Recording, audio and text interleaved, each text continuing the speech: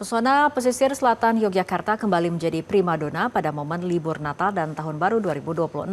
Warga mulai berdatangan menuju kawasan wisata di Kabupaten Gunung Kidul. Seperti apa kondisi di sana dan langkah antisipasi pemerintah daerah menghadapi lonjakan pengunjung? Berikut informasi selengkapnya, tunggu apa lagi bersama Kata Oma.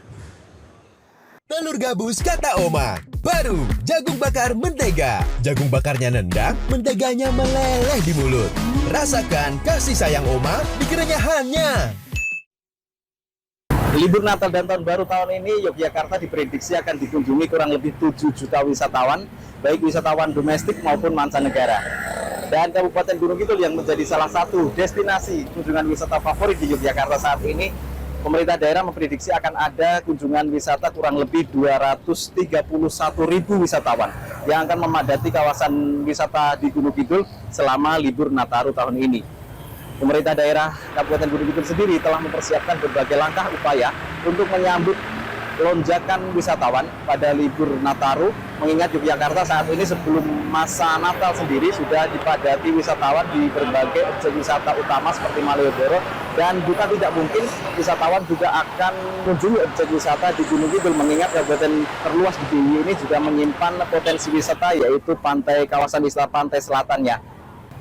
Sejumlah pos pengamanan juga disiapkan di sepanjang akses menuju ke Kabupaten Gunung Kidul. Selain itu, kawasan wisata pantai juga bersiap untuk menyambut wisatawan, mengingat kawasan wisata pantai di Gunung Kidul ini menjadi salah satu unggulan di Yogyakarta dengan panorama keindahannya yang tidak ada di wilayah lain di Yogyakarta, dan tentunya dengan karakteristik pemandangan berupa pasir putih, kemudian dipadu dengan perbukitan karang yang itu menjadi daya tarik tersendiri di Yogyakarta ini. Dan tentunya sejumlah kawasan wisata pantai sudah mulai disiapkan, diantaranya kawasan wisata pantai sepanjang yang pada tahun ini juga dilakukan penataan oleh pemerintah Kabupaten Gunung Kidul. Saat ini sudah mulai rampung dilakukan penataan dan siap menyambut wisatawan dengan panorama yang tentunya lebih indah, dengan relokasi para pedagang ini di area yang lebih ke utara sehingga tidak mengganggu wisatawan untuk menikmati kawasan pantai sepanjang.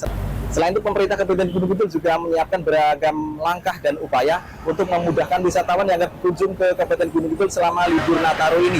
Di antaranya dengan menyiapkan sebuah panduan yang dirangkum dalam sebuah website, yaitu vibes.gunungkidulcup.go.id. Dan Bupati Gunung Kidul sendiri dan seperti Kuntariningsi juga menyampaikan bahwa ini adalah langkah pemerintah daerah untuk memudahkan para wisatawan untuk berkunjung ke Kabupaten Gunung Kidul. Berikut kutipan wawancara kami dengan Bupati Gunung Kidul, Indah Seperti Kuntariningsi.